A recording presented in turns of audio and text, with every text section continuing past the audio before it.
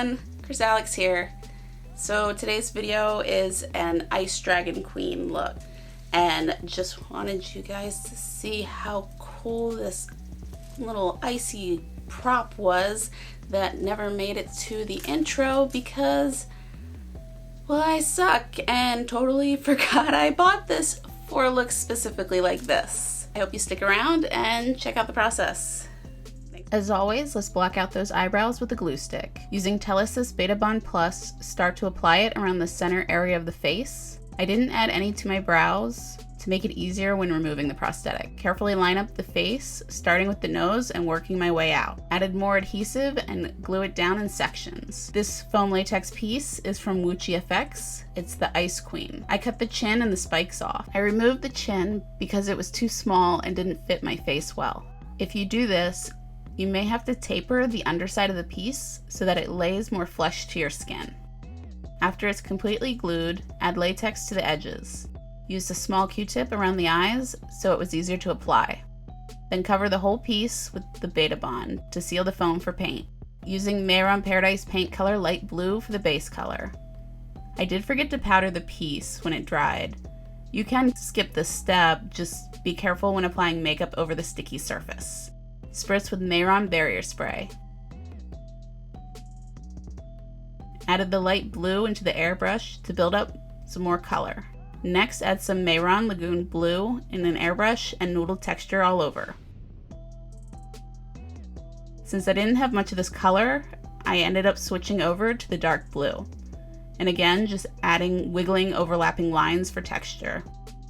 Now onto the teal, doing the same thing and layering over the previous colors.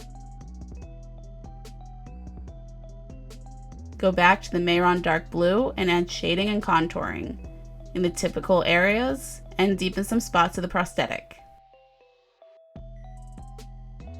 Did a quick spatter of the light blue, teal, and dark blue. And apply some more of that Mehron Barrier Spray. Using the dark blue in the shadow areas to create darker noodling texture. The Collective Cosmetics eyeshadow and Talisman shade into some of the sculpted details in the foam. And also bringing it to larger areas. And even places that are off the prosthetic to tie it all in.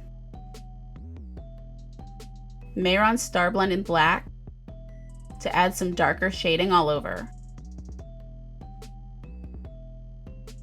I did end up putting some black Mehron into an airbrush for larger areas.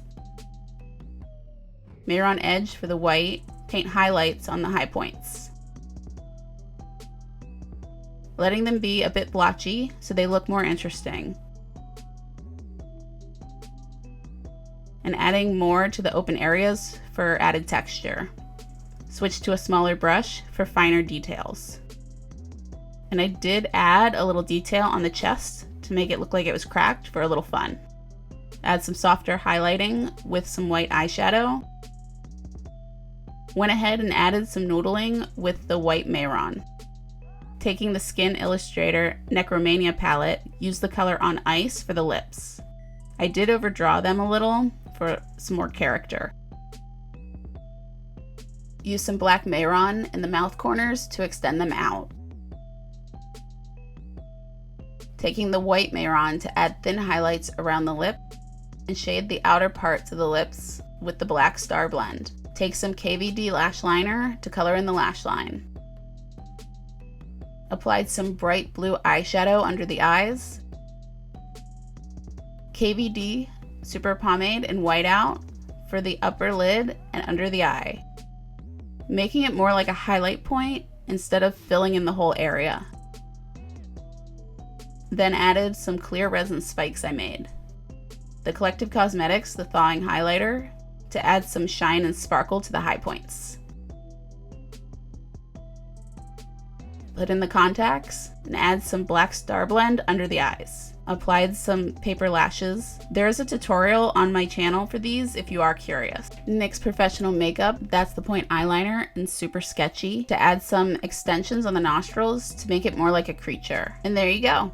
Thank you so much for sticking around.